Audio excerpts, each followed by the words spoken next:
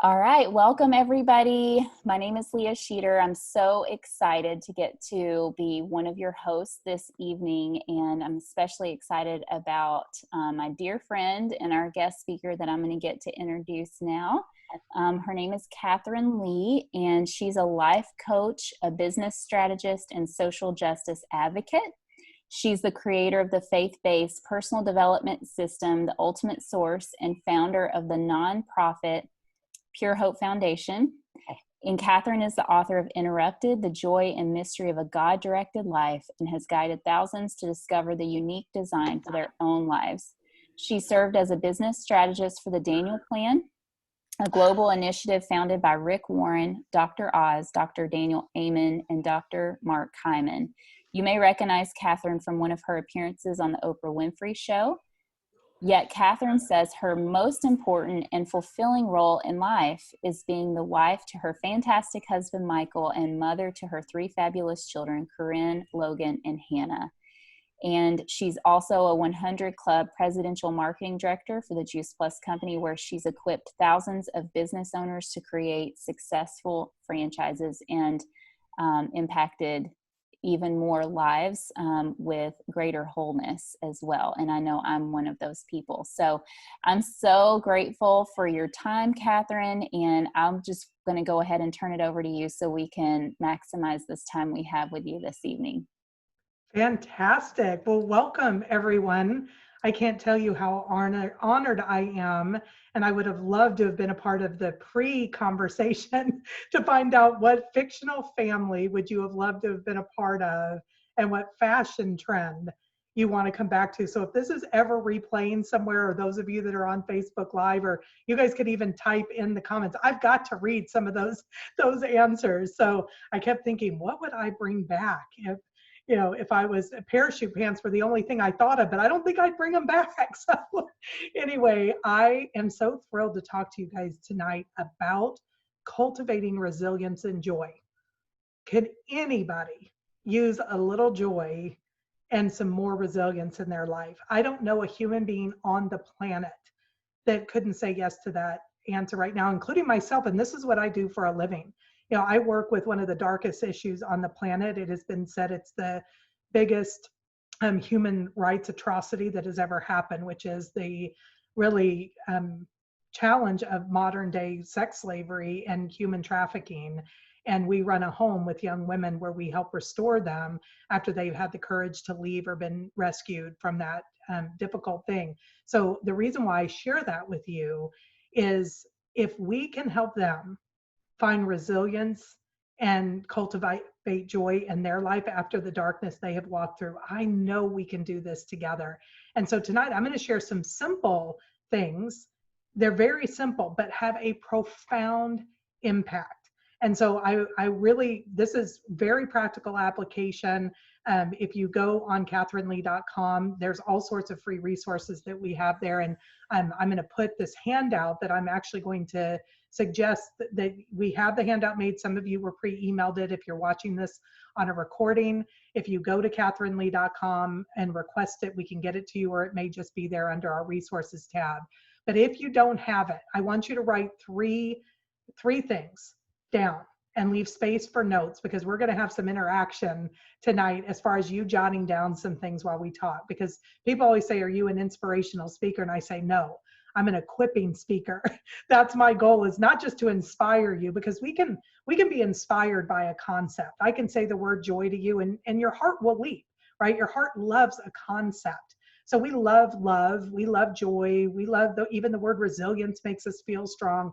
Those concepts, are really powerful to inspire us for a moment, but your brain needs something concrete to be equipped with to build that then into your life. So we're going to bring some concrete things to these concepts today. So here's the three things I want you to write down, that when it's so fascinating the way the brain works and the way we work as human beings. And when I say brain, your thoughts create the structure of your brain. So I want you to know your brain is an organ like anything else, but the way we think and the things we choose creates neurobiology and structures in our brain. So it's called neuroplasticity. So we can change our brain. We can retrain our brains. And so here's what's fascinating.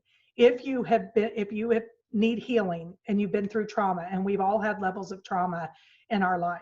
We're all in kind of a global grieving right now from the things that we've lost in some of our freedoms and some of our choices or friendships because of differing opinions. So we have a global grieving going on. And I really want you to understand that whether you've had deep trauma like these young women that we work with at Pure Hope Foundation, or you've had situational trauma for ourselves, it's all the same, the pain that we go through. It's not same if you compare, but we're not meant to compare. We're meant to walk our own journeys.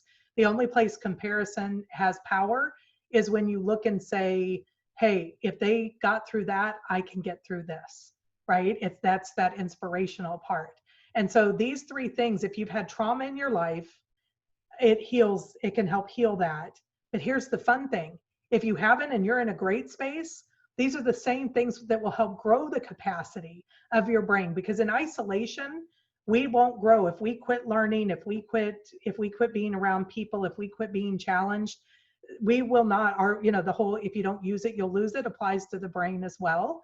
So these are things that if you are growing and you're in a great place and you want to grow in even greater capacity, these same three things that heal trauma can also create greater capacity for you. So here's the three things. And if you have the handout, you know what they are already. But if you don't, put up the three down with some gaps in between. And that is joy, community, and adventure. Joy, community, and adventure. And we're going to talk about those three things. And when I do that, I want to talk to you about, did you know that you can increase your joy capacity? And what I mean by that is you can increase your ability to have greater resilience and greater recovery time, meaning you recover quicker from relational conflict or a traumatizing event, if you build this joy capacity. There's a place in our brain that's behind our right frontal orbital lobe that is a place where this exists. So our left side of our brain is our choice. The right side of our brain is where we can build this joy capacity. So we get to choose activities that are more likely to create this greater space. We can't always control our feelings. Have you ever noticed that? Yeah. I wish we could control our feelings. We can't always control how we feel, but our feelings are real, but they're not always necessarily helpful, and they're not always accurate.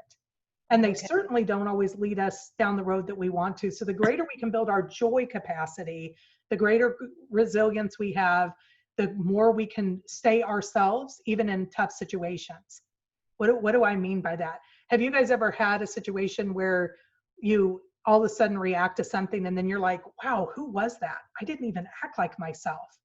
So these things that I'm talking to you about tonight will also help you stay yourself. Stay that best part of yourself when you are in challenging situations. I'll never forget one time I was starting to talk very similar to this. Back then we didn't have Zoom. It was a global conference call. People had paid to be on the program, The Ultimate Source, that Leah mentioned. So people were calling in from all over the world. My kids knew that when I got on that call, that they weren't to bother me. My kids have always known this. They're the most important thing in the entire world to me. But they also know they're not the center of the universe, right? And that's my parenting style. So this is the time where they knew, you're not the center of the universe. We're doing something to better our community, our planet, other people, or I'm making myself a better me at times, right? To be with other people. And I was just getting ready to start it. And my kids always joke around. I used to always say, unless somebody is, what did I used to say, crying or bleeding? And they said, no, you would say crying or dying. don't knock on the door. And we're talking the kind of crying that you can't understand. So they knew, don't knock on the door. So I'm literally getting ready to start. And all of a sudden I hear this tiny little knock on the door. Well, I knew immediately that was my 3-year-old, right? She was almost 4. And I immediately, right? Have you ever been in that place where all of a sudden somebody does something and you react? And my immediate feelings were anger, frustration, blame. I was like, really? Where is her dad? Where are my 2 older kids? They know they're not supposed to, right? So those are the feelings of frustration.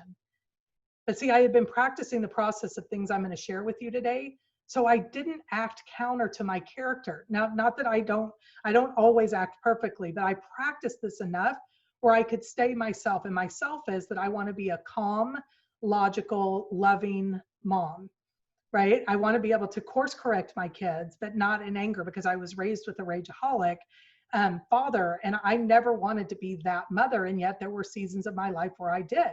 So I practiced the process of the things I was going to share with you today. So the feelings were there, right? I'm being interrupted. I'm frustrated. Isn't it amazing how just in a few minutes you can think a million things? I mean, I was thinking, don't respect what I do? Don't they understand how important this is? But literally in the 5 steps it took for me to stand up from my desk to go to the door, it was 5 steps. I was able to regulate those feelings and make a choice to act the way I would want to act like myself. And so if you would have had that first reaction and I would have followed that reaction, I would have answered the door and I would have said, "What do you need?" Honestly, that's the tone, that's the way I would have sounded. But instead, in those 5 steps, because I've worked on this and I'm able to regulate and come from that place, I opened the door and said, "Hey, what do you need?" Same words, completely different tone. And my sweet little girl said to me, "I just wanted to tell you to have a great call, Mommy. You're going to change somebody's life." Oh, now can you imagine? I would have missed that moment of joy had I robbed it with following my feelings. Because what I would have said is, "What do you need?" And she would have gone, "What? Nothing." Or she would have just turned around and left. I never would have heard how she feels about what I do. She said, "You're going to change somebody's life." Now, if I would have yelled at her, how do you think she would have felt about what I do? She may not be as big a fan of the work that I do. But that was a positive parenting moment because I choose joy, community, and adventure. I choose building this joy capacity. So many of you have probably been in the scenario, and we have this with the young women at the Hope Home. When they first come to us, we think, oh, you can just love them to death, right? If you just pour out enough love, then everything's going to be okay. But the truth of the matter is if that capacity isn't grown in our brain, then it's like, imagine a thimble and you're trying to pour water into it. Majority of it's just going to fall out or it's going to feel overwhelming. But if the bigger you build this, the more you can also receive love and joy and other things in your life. So I want to go through each one of these, and then I want you to think about these for your own life. Because again, joy is a concept, community is a concept, adventure is a concept. They all maybe make us feel good. Your heart likes it, but your brain needs concrete to follow it and create it. So joy, how do you make something from concept to concrete? You answer this question. What does it look like, sound like, feel like to create joy? And I don't have time to go into the whole course that I teach around this, but I am going to give you a few really powerful key things. So believe it or not, some of the greatest ways that you can build joy capacity in your brain is through quiet and appreciation. So quiet, and I love to say always, there's a gift waiting for you in the silence.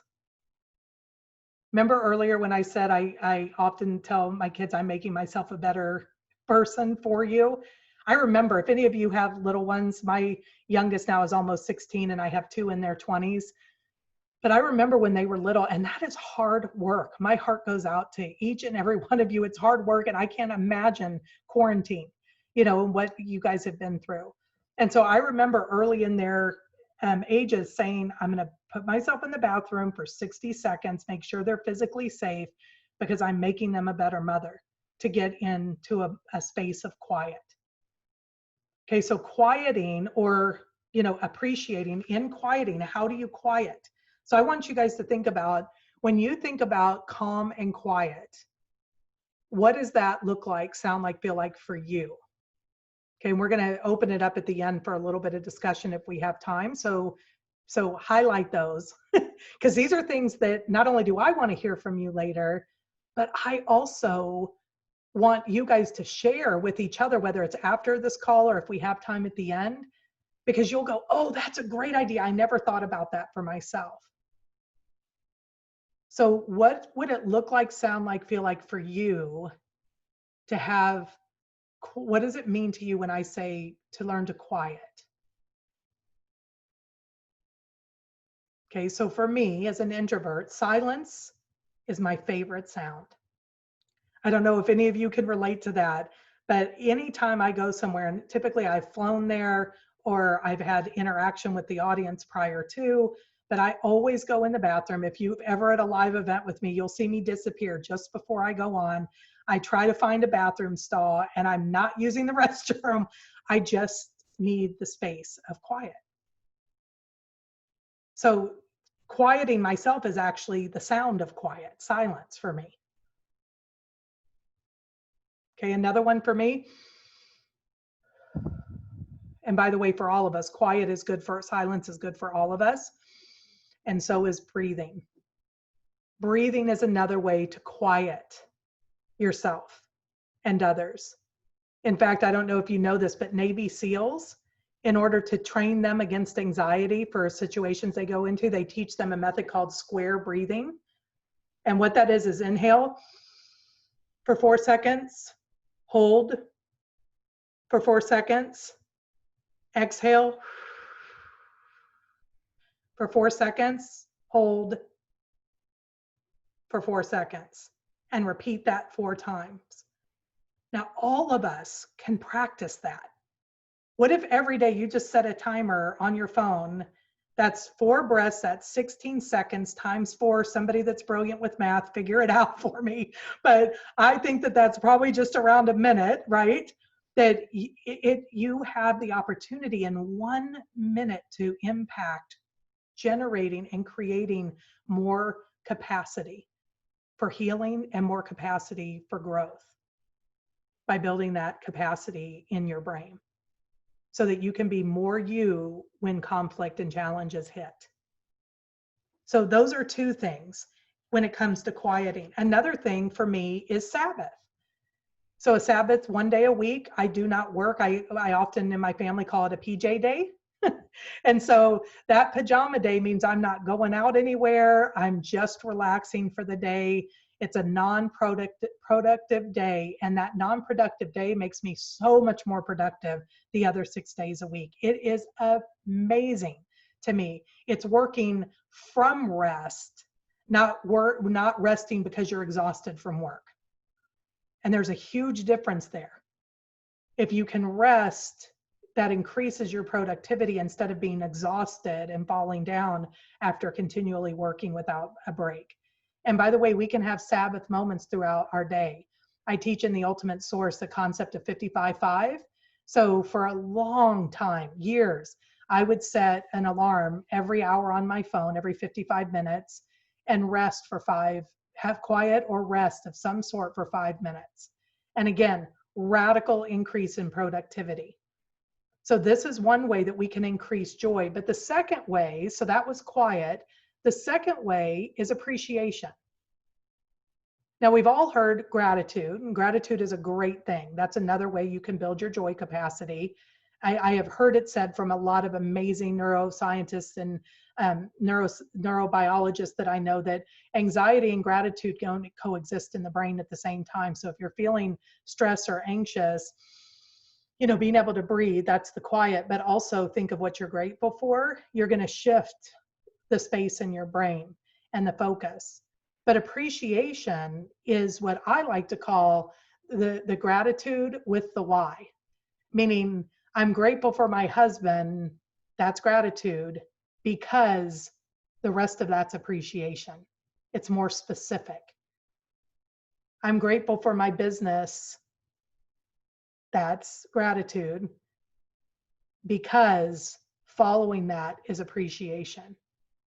So I would love all of you right now, if you're listening in live, and those of you that will hear this recording, I just jot down 3 things that you're grateful for, but then take it deeper to appreciation and write down why. And I'm going to take like 30 seconds and just be quiet and allow that to happen.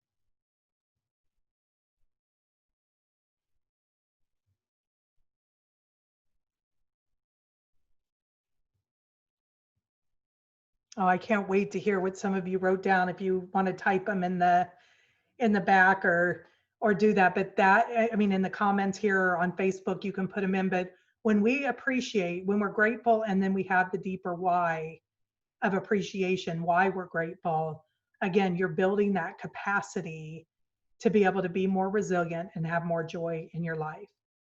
So imagine for a moment if you could create a rhythm of rest and appreciation, rest and appreciation, rest and appreciation. You will be much more resilient and experience so much joy in your life. So that's joy. We've got two more we're going to talk about and write a few things down, and then we'll open it up to share. So the next one is community. So being around positive people, that's the key. Community is not being around people in general. It's building a group of positive people. That is what community is about. So who are your positive people? And what I mean by that, I think this is really important. This is not Pollyanna people. Okay, positive people are realist optimists, is what I like to call it. I'm a realist optimist. Okay, I share this story all the time that my mom used to say when I was a little girl. Kathrine, you are such an optimist. If you were standing in a field of manure, you would say, oh, there's a pony here somewhere, right? That's completely who I am. And though I had to learn empathy instead of always problem solving or putting a positive spin on things. Okay. It's just one of those things that you really have to think about, where it's not just saying when somebody's in pain, your positive people will acknowledge the pain or the frustration. They'll say, I'm so sorry, or that really stinks. I hate that you're going through that. And then they'll pause. So positive people will acknowledge and they'll pause, and then they'll ask permission, meaning, do you want some ideas, or are you ready for solutions, or would you be open to hearing some thoughts? And then there's no offense if the person isn't ready for that. Sometimes people just need us to be empathetic, and that alone is all they need. So we don't always have to problem solve and be positive. Now, again, remember, I'm the pony. There's a pony here somewhere person. I still want eventually to people to get to solutions. I've built my whole life's work around implementation strategies and solutions. But we have to pause for the pain, but we also have to pause in the celebration. And what I mean by that is, if I was with Leah and Leah just made a new promotion, or she had a new great retreat event, and she was like, oh my gosh, I just want to share this with you. To be present in the celebration without adding to it. Meaning, Leah, that is so awesome. Tell me more about it. Instead of, Leah, that's so cool. What was the outcome? Or Leah, that's so cool. How can we quantify the success rate? Or Leah, that's so cool. What are you going to do next? Right? So often we forget to be present in the celebration, even for ourselves. Have you noticed that about yourself? So first, be your own positive person. So when something great happens, celebrate it. And don't think, now what else do I have to do? That's positive community.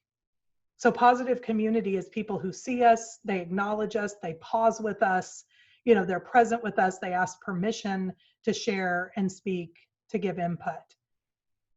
Bottom line is we affect each other. If we were on this oxytocin, which is the bonding chemical, when you have conversation with people, you're going to create cortisol, which is the stress hormone, or you're going to create oxytocin. It's very rare that conversations are neutral anymore. Have you noticed that? So cortisol means somebody's tell-cell or yelling at you, right? They're trying to convince you to their side. We have a lot of that going on right now. That creates cortisol. People dig into their position. They get what's called confirmation bias, which means, I'm just going to prove my point, and everything I see is going to build that out. Where oxytocin, that bonding is from us seeing each other, from understanding, from asking questions, from connecting. And we want oxytocin relationships. We want people, even if they believe differently, to say, tell me more. Why do you believe that way? Why is that important to you? Then what happens is we can co-create solutions together instead of staying in the cortisol confrontation mindsets. So that's really key to keep in mind. So again, who are your positive people? And I want to encourage you, if you're one of those people, and I know you exist out there, and you say, I don't have anybody right now, you're at the right place. Leah is one of my favorite people. I always say, I've told my husband this several times, I wish she lived nearby. We'd be having lunch at least once a week, right? She creates positive pods, right? Positive communities of people. And her husband, Damien, does the same thing. But I also tell people, become it yourself. When you become a positive person, meaning not always Pollyanna positive, but what I described earlier, you will begin to attract those people. And when somebody brings up a negative topic, you can either seek to understand, or for me, like if people are gossiping, especially women, this is just one of my foundational tenets in life. I don't allow gossip in my life. I am not going to listen to another woman tear down another woman or tear down their man. Now, it's okay for me to say, okay, I want to listen to your challenge, but if you're coming to me and you're complaining, be prepared. I'm probably going to talk to you about what's your part in the issue and how can you be better. I'm not going to side with you against that other person.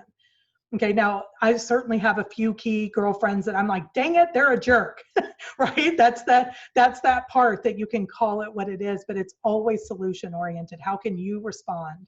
How can you put up boundaries? Those kinds of things. So be it yourself, and you'll attract more of it to be in your own life. Okay, so I always say, pray for it and be it yourself, and you'll create a positive pod, a positive group of people in your life. And that will, again, grow that joy capacity and that resilience in your life. And then finally, adventure. Adventure is, when was the last time you did something that was uncomfortable and scared you a little bit? Maybe it's going to be in a few minutes when we open this up for Q&A. Maybe you're the one that never, ever says anything, and you're going to be brave enough to unmute and give a comment or ask a question. That's adventure. For some people, it's bungee jumping, or I always say I'm married to an adrenaline junkie. My husband is like a live fast, furious kind of a guy. He's got a big old scar on his forehead from a motorcycle accident. I mean, he's just crazy. So his idea of adventure is really different than mine, right? My idea of adventure is driving on a different road to work. Like literally, I'm totally telling on myself for a minute. The other day, I drove to another town next to ours without my GPS. Like that was adventure for me, because I am so bad at directions. Like I can get lost in a parking lot, but I was like, darn it, I don't have a way to have an adventure this week. So I'm going to turn off my GPS and see if I can get there on my own. Now, some of you are laughing because, I at least had the GPS there. If I got lost, I could find my way. But for me, that was adventurous. Now, I know a lot of people that know me go, Kathrine, you're so adventurous. You moved from Southern California to Texas to start this ministry in the darkest issue of our day. Yes, when it comes to social justice issues, look out, world. I'm gonna take it on. But there's other areas that I'm not as adventurous. So again, don't compare your adventure. Just what is it for you that gets you out of your comfort zone? I want you to think for just a minute, and I want you to think, in the next 24 hours, what's one thing you could do that would get you out of your comfort zone? And I'm going to be quiet for about 10 seconds. I want you to think about the next 24 hours, the next week, and the next season, meaning that could be a month to 3 months. So I like to call a micro purpose, right? A micro purpose. So today, in the next 24 hours, what's one thing you could do to get out of your comfort zone? What about this week? And then what about in this season? So we're going to be quiet for a minute and see what you guys can jot down.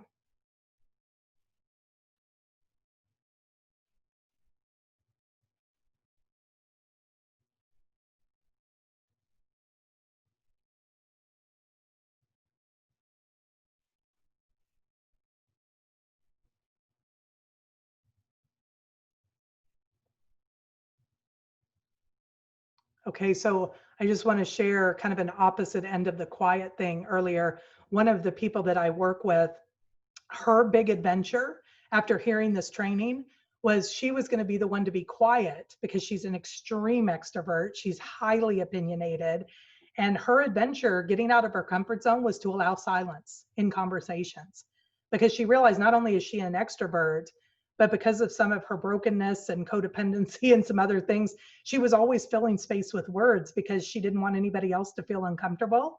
So her journey of adventure was actually quieting more, especially in conversations, and allowing quiet instead of always having to fill the space. So it can look, again, remember, concept of adventure, getting out of your comfort zone, versus concrete, meaning what does that look like, sound like, feel like for you? So I just want to say thank you. I know we're going to open it up for Q&A with those that are here on live. And for those of you that are on Facebook, if you have questions, I know Leah can get them to us, and I will do my very best to get on and answer as much as I can. But I am incredibly honored that as you retreat, that I get to be a part of this positive community tonight. So thank you. Well, I have a page front and back of notes here. So I know that some of you may be processors. I am a little bit of a processor, so you can take a few minutes here if you want to just sort of reflect briefly and see if there's questions that you have. And some of you may be like, hey, I'm trying to unmute right now. I need to like ask my questions. So I really want to encourage you guys, even if you feel like maybe something that was said isn't the specific thing you have a question about, this is an incredible opportunity, even if it was something Kathrine referenced or something about her own journey of how she's come to where she is with these types of things. I would encourage you to unmute and ask a question. So I'll just be quiet for a minute to see if there's anybody that does want to hop on really quick and start us off. It's always the first one. If one person is brave enough, then it will start. Usually then it's the overflow. So if there's anybody, and if not, we all get to move on to the next thing. So I know it takes a minute for people to find their unmute sometimes as well. I have a question, but I'll go first. Renee, go for it. Okay, first of all, I'm a talker, and being silent for 20 minutes has drove me crazy. Yep. There's always one in the crowd. Let me tell you something. They know when Renee Lindsay comes in Sunday school class, because I'm a yapper, and I have to catch myself, sit back, and zip it. Because I'm a talker. I'm a people person, so that goes hand in hand, you know. But this is my first time with everybody else that has hopped on, and those who already were on. I am not computer inclined, and it's the first time I've Zoomed. I feel zoomy, if that's a word. You're totally zoomy, Renee. I love it. I'm doing Zoom drugs here. You're literally building your capacity, your brain capacity, though, the joy, because that was an adventure to do something new. The wheels in here are turning. That's right. I love it. And first, most of all, I've enjoyed looking at each and every one of you. I can't get all of y'all, so I've been swiping back and forth. A lot of y'all are young looking. You're beautiful. You're just, I can't say it enough. I want to be young again. I just turned 61 3 weeks ago. It's just a number, but I'm a very exciting and active person. I have 6 grandchildren. I'm constantly moving around, and my husband's always saying, "Will you sit down?" I said, "Okay." So I'm with you on that, Kathrine. I do the what did you call it? The quiet and calm of the joy. Yeah, quiet and appreciation. And I have to say, okay, I'll do the Sabbath moment. I have tons of Sabbath moments throughout the day of my life. I'm retired. Beautiful. I've got more time for myself and do things. But I'm an active person. I like to stay busy. To me, it's a waste of time in life to sit for more than 5 minutes. Yeah, that's my husband. We call him the shark. My nephew, one time we were at a family event, and Michael sat down to eat because he'll even stand and eat. And my nephew, he was probably 6 or 7, was like, "Oh my gosh." And we're like, "What, Ben?" And he said, "Uncle Michael's sitting down." Like, he was genuinely shocked. So I get that. Again, see how we're all different. That's why I asked the question, what does it look like, sound like, feel like? Yeah, my husband likes to call me the hot ball in a pinball machine because there you go. He's the flapper, and he wish he could just push me back to start and make me sit. You know, You're not but ready for that. I have to say on one of your questions right quick, and I'll give someone else the floor. I really like the community thing here. To me, I'm on in my town. I'm with the town hall meeting people. I like to keep up with the community. I can walk into a grocery store and say, "Hey, Renee," you know, it's like that old show, you know, the bar scene. "Hey, Norm," you Yes. know. Hi, Well, Norm. Yeah. and I like to be positive because to me, I hate so I like to move. I like to, I really like to be kind to people. I mean, you can read people's faces and, if you can say a kind word to one person, You could change everything. you can change their whole outlook in 5 minutes, if not 1 minute, and their whole day. I mean, you think you have problems, and then when you hear someone else's problems, you're released and they've got it worse. But we're all in the same boat, And Yes. I've been thinking about this all day long. I've been so excited doing Zoom I've never done before. And Lauren, I have to say, you helped me. Oh, And good. this is exciting. Get to know all you ladies, see you in your comfort zone of your room, and just your facial features, how you look, how you're acting. I'm sitting here munching on cashews. But it It's is a whole new dark. world, isn't it? To have Yeah, I nowadays love somebody that's as extroverted as you are, Renee. This is a way that we can have even more community. And it's funny, I was thinking the same thing you were when I came on. I was like, these are a lot of really beautiful people. And I just want y'all to know, COVID-19 is nothing. It's actually a cold to me because I'm not letting it get me down. I still do things, but do it in a safer way, I mean, and, I hate to be cut off from communication from anybody. Yeah, well, we're glad you And this is communicated. fantastic. I love this. So this is like one of the ladies said, this is kind of like entering the Jetson world. I like It it. is. Yes. I'm so glad you do. I think, Lauren, are you there? Lauren and, I'm and done. Jenny? No, you're good. You're good. We're happy that you're on, but I see a couple people unmuting, so they might have a comment too. Thank you, Renee. You're awesome. Welcome. Hey, so I have a question. I need to kind of think over like different adventure things for me. I kind of tend to be a little bit more like your husband. Like I like the adrenaline part. So, Right. but I'm a mom and that's not necessarily something I can always do every day. So wondering if you have like ideas for people that do like to like zip line or stuff like that as Yeah. adventure, but like practical ideas of like daily adventure for someone that maybe would like to do stuff like that more than what is maybe When you can actually access it. Absolutely. Right. So couple of things. One is often, thank you, that's such a great question.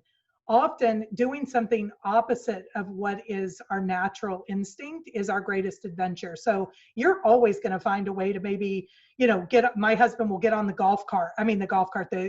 grocery store cart through the parking lot, and he's zooming and, like riding the grocery cart. Like he'll find a way for that type of adventure all the time. So that's not really out of his comfort zone, right? It may give him a little adrenaline boost, but it's not out of his comfort zone. What might be more out of his comfort zone for him would be to have a conversation with somebody that he doesn't know, right away. Or so doing something, you definitely want to do things that are out of your comfort zone that you love, but you also want to have things out of your comfort zone that are a growth opportunity for you. And often that will come in especially relationally, or, a lot of people want to like write their memoir, or they want to be able to, make a difference somewhere, but they don't know how to talk to that girl or to begin that whatever it is they're wanting to begin, or write their story, or be vulnerable. I mean, that's a big one for people that typically are high adrenaline junkies. To be vulnerable or weak in any way or ask for help, that is adventure for somebody that it's more comfortable to have an adrenaline rush, but maybe that it's that other end of the spectrum to take a look at. Is that helpful? I see you nodding. I know you're muted. You've got Yeah. a great group, a whole room full there. Hey guys. Fun. We gave each other hugs. It was so great. I love it.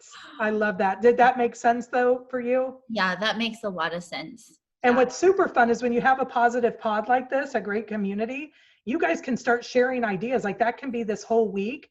You can say, what did you do to get out of your comfort zone? The more you hear other people's stories, the more you'll go, ooh, me too. Like I'm going to do that. Or, ooh, I've always wanted to do that, but I'm super scared. Right? Like my sister, you know, we moved from Southern California. We'll go in the Pacific Ocean all day long with huge waves. Like that's so familiar. But here, getting in the lake is super uncomfortable for us. Or floating down a river. That's the activities they do in Texas, is river floating. Like that's super uncomfortable. And for my sister's birthday, that was just the activity. Like that was super nerve-wracking. And everybody here goes, it's just a river float. But but they might be terrified to get in the ocean, right? So as you share with each other what you have done, then you'll exponentially grow those ideas as well and be inspired by each other to, you know, I always say it's not fun when you're with people that are always trying to one up you. Like, oh yeah, me too, and one up is good and bad depending on how you do it. But when you have a one up with adventure, like, okay, I'm throwing down the gauntlet. Who wants to do this with me? That's where it's super fun. Yeah, love that. Thank I you. know, I saw somebody else unmute a minute ago, and they muted back, and now I can't find where they were unmuted that might have a question. It wasn't me, but I have a question. Okay, Autumn. It is Autumn, right? It says Autumn in your bottom section. Yeah, good to see you. Hi. Okay, so in terms of creating positive community, for me, and I think for a lot of people, that means moving away from former community.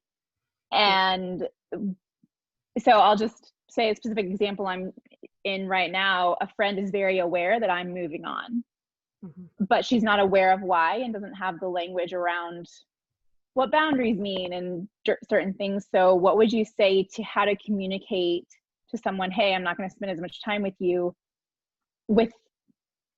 in like just a way that doesn't feel like abandonment to them?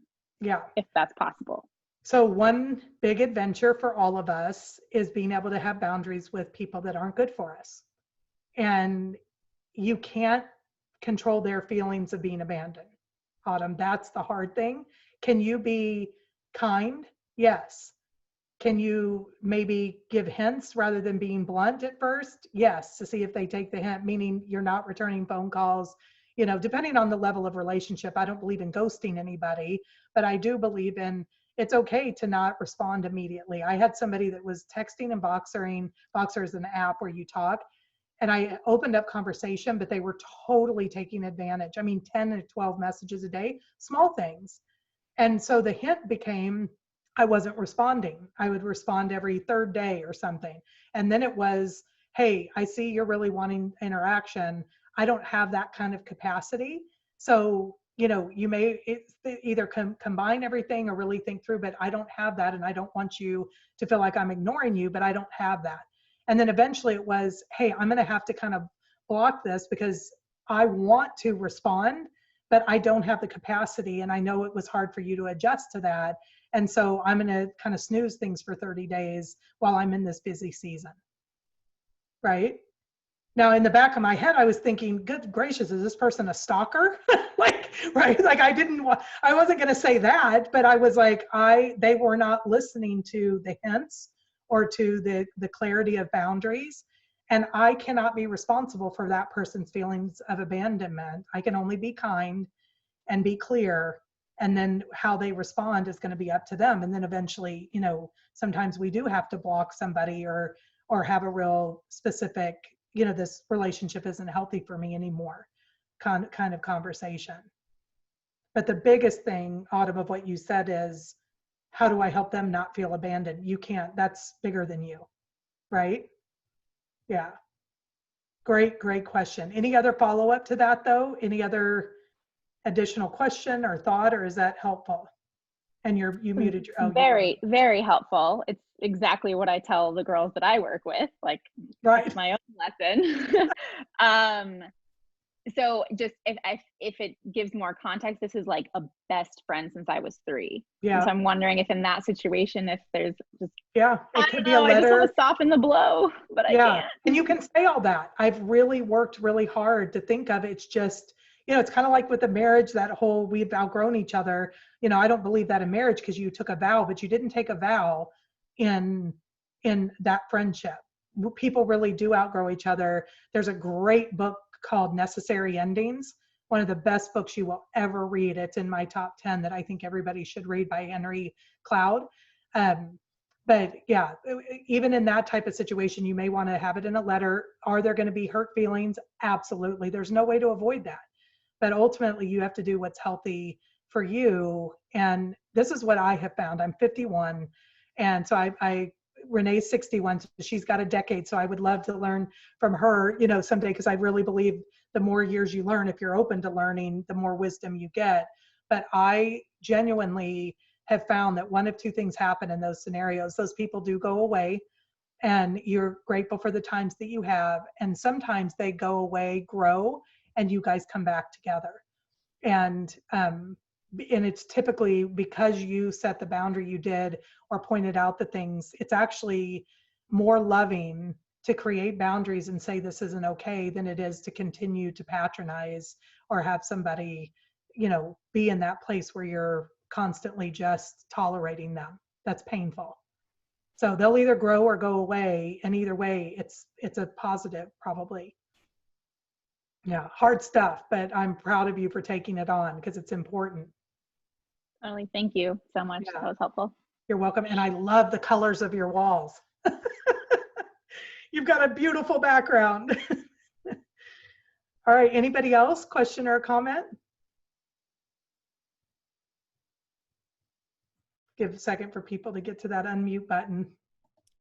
I'll ask a question. It's sort of a follow-up to what Lauren, kind of a little bit of what Lauren was asking, and you were talking about, getting out of our comfort zone on a consistent basis. So I think my question would be, the reason that we tend to, be drawn to our comforts is because there's certain challenges to staying in that place of like moving into what's outside of our comfort zone, even though I'd say in some way, shape, or form, we've all done that before, and we know it feels good to do that. And you feel this sense of growth as a person.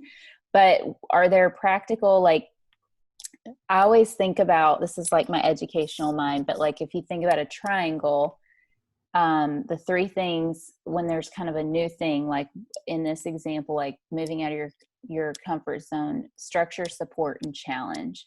So the challenge is moving out of your comfort zone. How would you describe, just for any of us that want to do that more consistently, like what we can think about having in place for structure and support to help us continue to do that consistently? Great question. So structure would be create margin in anytime you're creating change, especially if it's a big change. If it's a small, get out of your comfort zone. But like even tonight, I had several Zooms today, and I'm an introvert. So the longer I go talking with people, the more my battery is drained. I love people. People are my life's work, but my battery is drained. And so I created space after this is done. Right. My daughter knows, my husband's out of town, but my daughter knows that when we're done, like I just need quiet. And, I've got a really yummy, healthy vegan pho, so some food, and I'm just going to have that down. That's my quiet, right? That's that time that I have after this call. So when you are creating a new challenge and have that, you need that structure to create margin. I call it white space in your calendar. And if any of you go to kathrinelee.com, and my name is spelled a little differently, notice in the square there, it's Kathrine. There's no E in the middle of it. Kathrine. So kathrinelee.com. I have a tool there called priority planning that talks a lot about prioritizing week to week in your life, including if you have a big project or a plan. So there's 2 videos and 2 handouts that are free there for any of you to get. And then support, letting the people around you know. Notice I said earlier, my daughter knows, right? So who's around you that's going to be affected by that change? Because typically if we're doing something out of our comfort zone, we're a little nervous before. So here's a question for all of you. How do you act? And you can type it in the chat box if you want to, or unmute, and I'll start with Leah. How do you act when you're scared, when you're nervous? Because getting out of your comfort zone means there's a little bit of fear, right? And so sometimes when we're fearful, we're grouchy or we're edgy. Sometimes we're super quiet. Sometimes we're, overly excited and we talk and talk and talk and talk. So all of us respond differently. So being sure that the people around you know that you're going to be doing a new thing that's out of your comfort zone.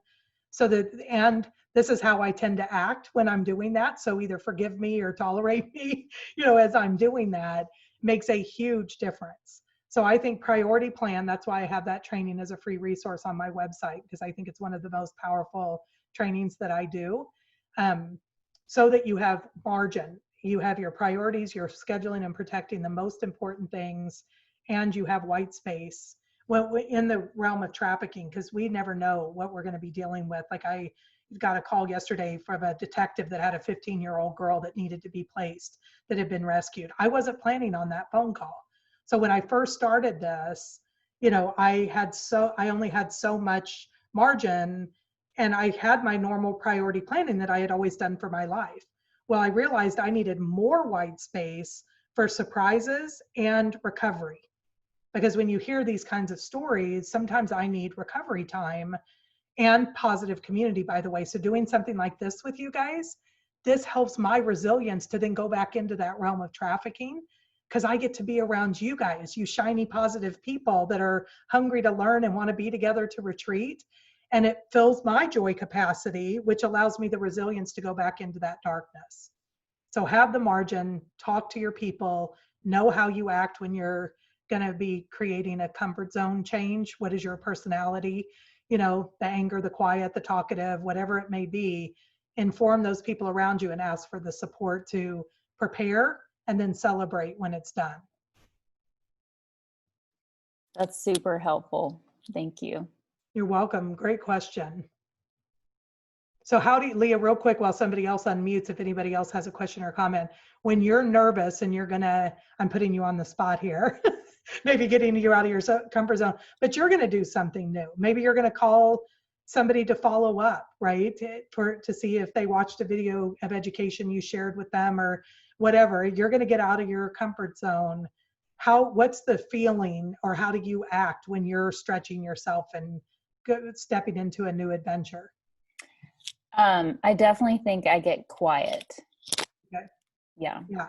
And often when people get quiet, people will then say things like, "What's wrong with you?" Mm-hmm. And that's the last thing we need to hear when we're trying to build our resilience to be adventurous. So to teach the people around you, when I'm going to get out of my comfort zone, I'm super quiet. Nothing's wrong with me. So don't ask what's wrong with you, because that immediately goes, "What's wrong with me?" Then your brain follows that trail and it takes your courage away from the adventure. Well, I resonated when you talked about going into the bathroom stall, because if I'm ever in an environment where I am going to do something new like that, but there's a lot going on and I can't reach that quiet with everything that's going on, like I like to find a place, even if it's a bathroom stall, where I can kind of just be for a minute. Well, and I've learned as a speaker now, anybody that hosts me, I say to them, I will come in right before we're getting ready to talk. So I will be in my car in the quiet. My husband will come in and do sound check. I'll immediately come in and go straight to getting mic'd and speaking, because I realized I didn't have the capacity to talk to people afterwards, and I was more fragmented in my talk.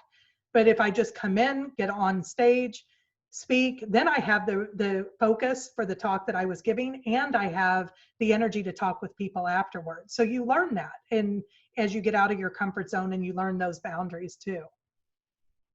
So really important. It's okay to ask for what you need and want, especially when you're getting out of your comfort zone. Yeah, that makes a lot of sense. Is anybody else have a final question that you want to ask? Now's the time.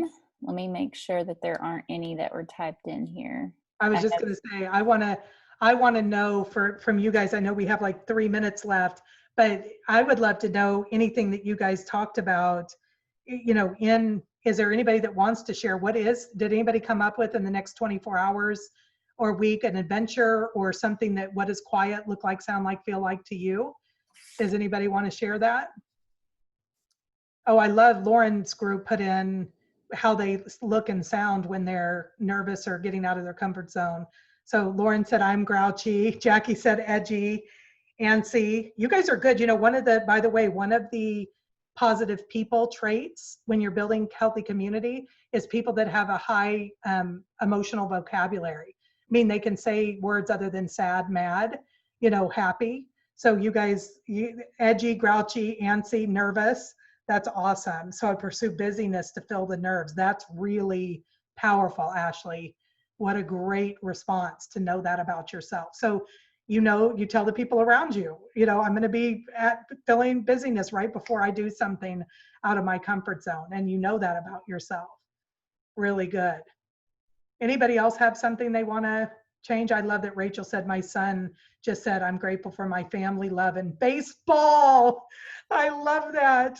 But Rachel's son, I don't know your name, but I love your answer. That's so cool. If Rachel, if you want to type in, I don't know if your easy access are still there, but how old her son is. That's super cool that he participated. Love that. Oh, yes. So Autumn asked a question that you might be able to send me after the fact that I could send out, which is your top 10 book list. Oh, definitely. I got them. I can tell you, I will. That's a great question. I will absolutely send that out. And we're talking nonfiction, right? Because I have my fiction list and I have my nonfiction list.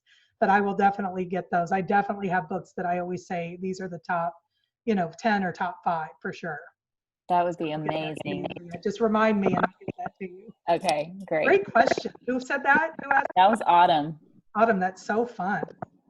I say send both lists, fiction and nonfiction. Okay, cool. I just wanted to hop on real quick and comment.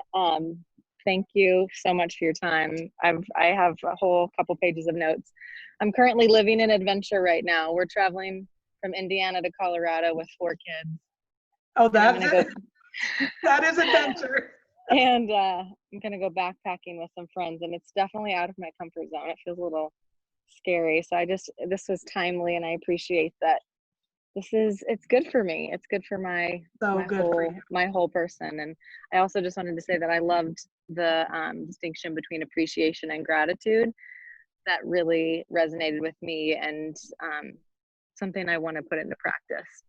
Cool. So, I love that. The more we then speak that out, obviously, if we're appreciating someone, not just something, talk about building resilience in your relational equity is huge. So, okay. So while you're out there backpacking, when and if it gets hard, or while the kids are being crazy, just think that's your trigger to say, oh, I'm building my joy capacity. I'm going to be more resilient because I'm going through this. And have fun and share pictures. Yes. Thank you. That. Well, thank you guys. It's such an honor, Leah. Thank you for asking me. I love so many people on your team. Someday when you guys